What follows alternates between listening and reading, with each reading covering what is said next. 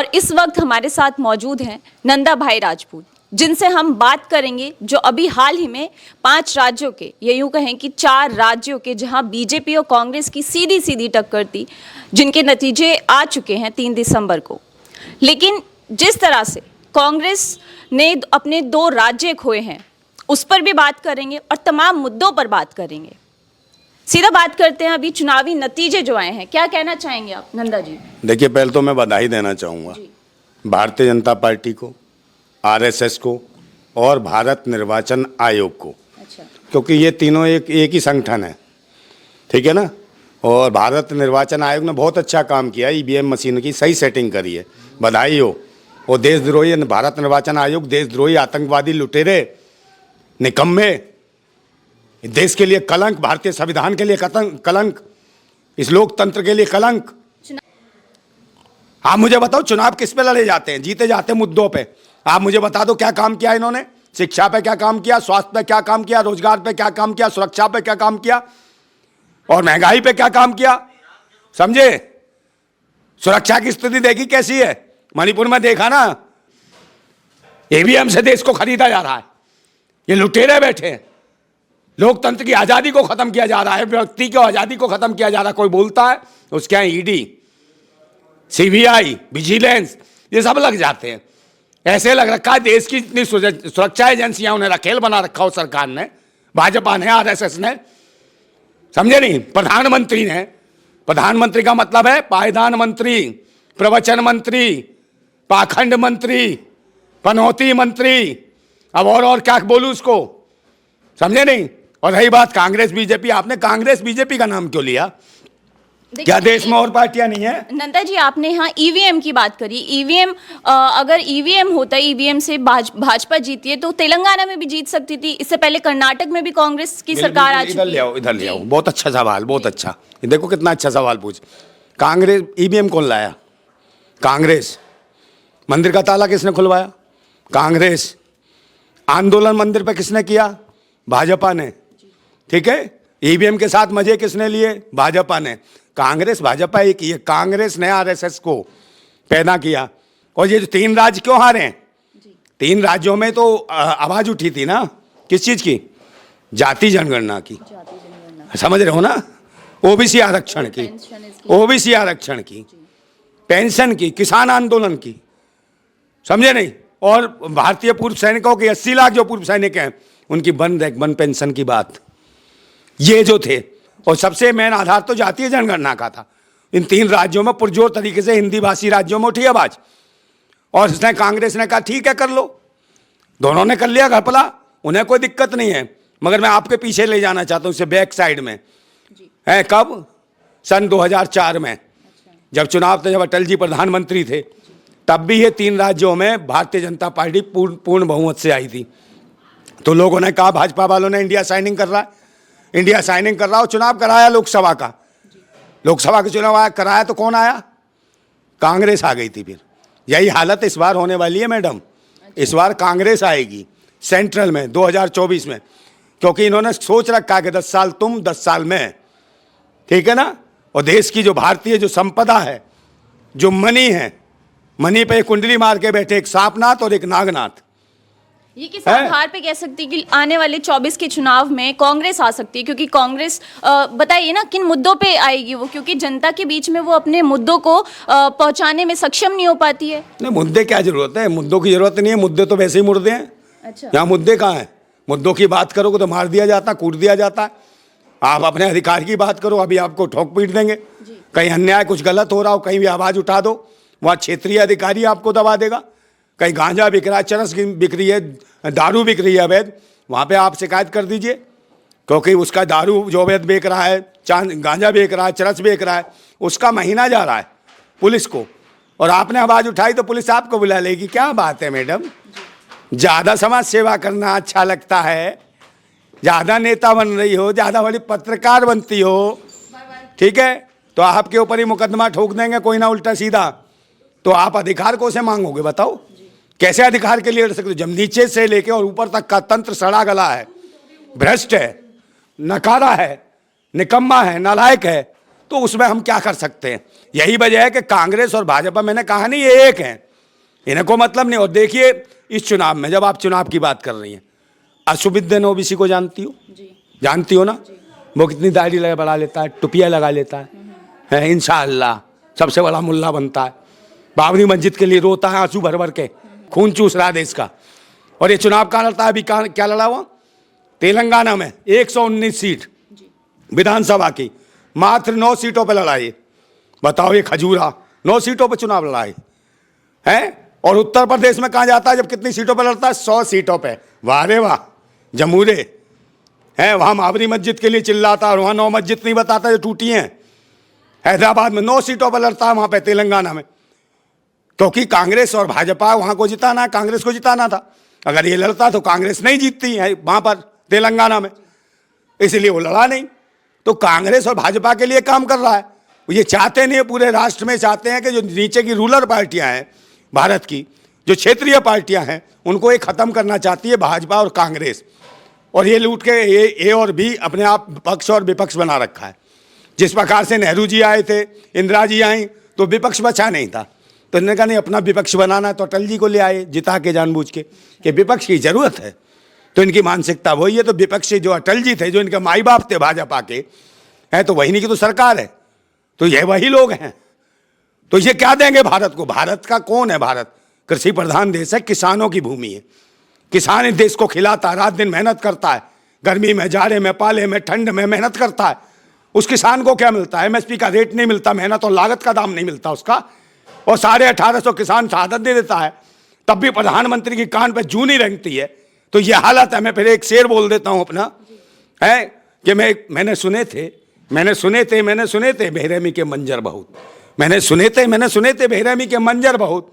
आज ये मंजर मैंने देख भी लिया, और जिसको दिया था देश की हिफाजत का ठेका, उसी के हाथ में खूनी खंजर देख भी लिया। ये हालत है इस भारत की।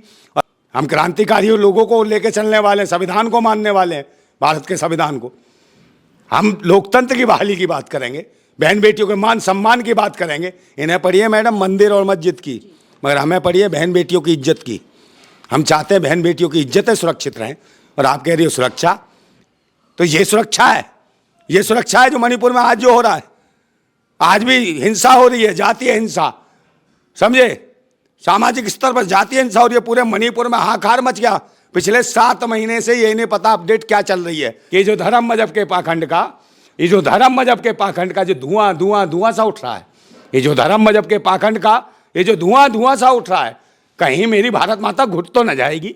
कहीं मेरी भारत माता घुट तो न जाएगी? और ये जो भगवा सी लपटें उठ रही हैं, ये जो भगवा सी लपटें उठ रही हैं, कहीं मेरी भारत माता जल तो न जाएगी? कहीं मेरी भारत माता जल तो न जाएगी? हम क्रांतिकारी हैं, हम क्रांतिकारी, दिल में आग और हाथ में क्रांति की मसाल लेके चलते हैं। ईवीएम के लुटेरों, ईवीएम पे चुनाव नहीं होना चाहिए, ईवीएम हटाओ, देश बचाओ, बैलेट पेपर पर चुनाव कराओ तो पता चल जाएगा।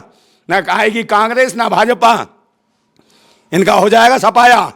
अच्छा नंदा जी, ये तो बात हो गई अब तक 5 राज्यों के जो चुनाव हुए थे, लेकिन अब आने वाले जो 2024 के लोकसभा के चुनाव हैं उसमें क्या तैयारियां होने वाली है, और क्या लगता है कि किस तरह से कांग्रेस जो है वो टक्कर दे सकती है? कांग्रेस, या फिर ये कहें कि जो इंडिया अलायंस, जो गठबंधन तैयार हुआ था 28 दलों का, क्या लगता है क्या वो एक साथ मिलकर के भाजपा को हराने में सक्षम हो पाएगा? देखिए, इंडिया गठबंधन नहीं है। अच्छा, एनडीए का मतलब तुम जानती हो, एनडीए का मतलब क्या है? आप बताइए। फुल फॉर्म बताओ, नहीं तो मैं बता देता हूँ। चलो, एनडीए का मतलब है नेशनल दंगा अलायंस। अच्छा। दूसरा सुन लीजिए, नेशनल दल्ला अलायंस। अच्छा। ये है एनडीए। फिर ये बना दिया इंडिया इन्होंने। इंडिया में से सिर्फ कांग्रेस को बाहर निकालने की जरूरत है। कांग्रेस को बाहर कर दें, मायावती को अंदर ले लें। अच्छा। तो कहीं ना कहीं इंडिया सुरक्षित दिखाई देगा, क्योंकि कांग्रेस का अपना कोई निजी अपना वोट नहीं है उसका। अच्छा। जो कहते हैं कि इसका अपना कोई बेस है वोट का, अपना अपने बेस का वोट नहीं है इसका कुछ भी। आप जो जातीय आधार पे देखो, सामाजिक आधार पे देखो, धर्म के आधार पे देखो, तो अभी क्या है ना, वो पट्टा डाल के गए थे, वो 24-25 साल का जो वो लड़का बैठता है, कौन है, बागेश्वर भाई में पहुंचा था ना वो, कौन पहुंचा था? ये कमलनाथ, 80 साल का बूढ़ा। अगर इसने कुछ काम किए होते तो बाबाओं के चरणों में जाता क्या? ये काम बताता कि मैंने काम किए? तो काम नहीं किया ना 80 साल में, दंडवत हो गए। तो उन्होंने कहा नहीं नहीं ये तो नकली हिंदू हैं, राहुल गांधी को जनेऊ डालने के लिए नकली हिंदू हैं, ये कोई ब्राह्मण थोड़ी है, ये तो रावण है, समझे। तो हटा दिया उसे।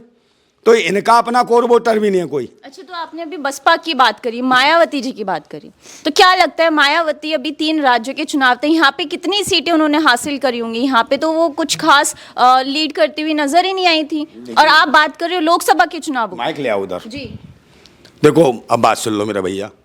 पहले नंबर तो ईवीएम से उसमें भी एडजस्ट करके दिखा दिया, बहन जी को 2 सीट जिता दी राजस्थान। अच्छा, मध्य प्रदेश में भी 1-2 आई है, छत्तीसगढ़ में भी दिखाया हुआ कहीं ना कहीं रनिंग कर रही हैं।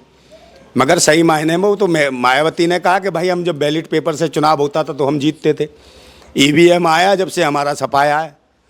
तो ईवीएम हटना बहुत ज़रूरी है।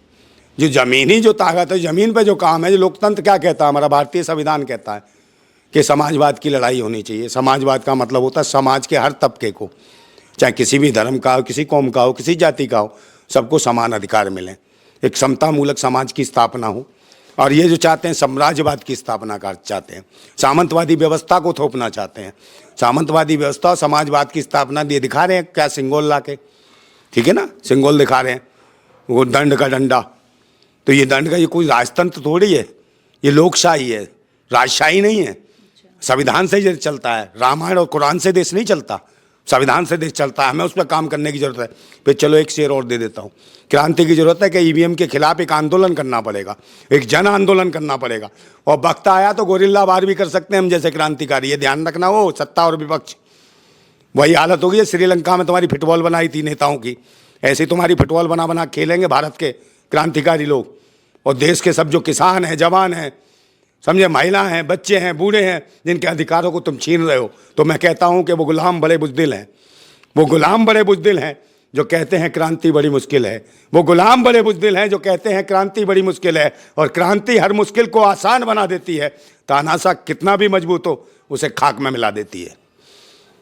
जिंदाबाद था भारत, जिंदाबाद है भारत, और जिंदाबाद रहेगा। जिंदाबाद भारत। आपसे आखिरी सवाल है, आपने मायावती जी के लिए इतनी सारी बातें कही, ठीक है, तो उत्तर प्रदेश में मायावती समाजवादी से भी पीछे रहती हैं, और आप यहाँ लोकसभा की सेंटर की बात कर रहे हैं, चलो केंद्र की। इधर लाओ। आपने कहा भाई इंडिया गठबंधन की, मैंने गठबंधन में कहा ना क्या हो, अकेला चना थोड़ी बाहर फोड़ देगा, मैंने वही कहा। तो वो कौन किससे आगे है, कौन किससे पीछे है, इस बात को, अहंकार को इनका ख़त्म करना पड़ेगा। मैंने कहा ना कि सबको एक आना पड़ेगा, इंडिया गठबंधन में आना पड़ेगा, एकजुट होके। जो भी है कम या ज़्यादा सीटों पे चुनाव लड़ते हो, उस पर कहीं ना कहीं सामंजस्य बैठा के इकट्ठे होकर चुनाव लड़ें, इंडिया गठबंधन को मजबूत करेंगे। तो मजबूत कैसे होगा, क्योंकि 2019 के लोकसभा चुनाव में भी जो है इन्होंने गठबंधन बनाया था, जितने भी सारे दल हैं, इस बार भी इन्होंने कोशिश करी, लेकिन अभी से ही वो टूटना शुरू हो गया, जो इंडिया अलायंस बनाया था इन्होंने। अब कल मीटिंग थी, वो मीटिंग अब कैंसिल हो चुकी है, क्योंकि इधर ममता बनर्जी ने मना कर दिया है मीटिंग में शामिल होने से, उधर नीतीश कुमार और अखिलेश भी मना कर रहे हैं। देखिए नीतीश कुमार, अखिलेश, मैंने कहा ना कि कांग्रेस को लात मार के बाहर निकालो इंडिया गठबंधन से, मायावती को ले लो, सही हो जाएगा। अच्छा, तो मायावती ने तो खुद मना कर दिया, उन्होंने तो खुद दूरी बना ली है। देखिए कहीं दूरी बना ले, चाहे कुछ भी हो, उनकी हालत तो देख ही रही हो, फिर क्या है, एक पे रहेगी ना, यूपी में एक पे रहेगी ना, एक विधानसभा, तो वो भी साफ हो जाएगी।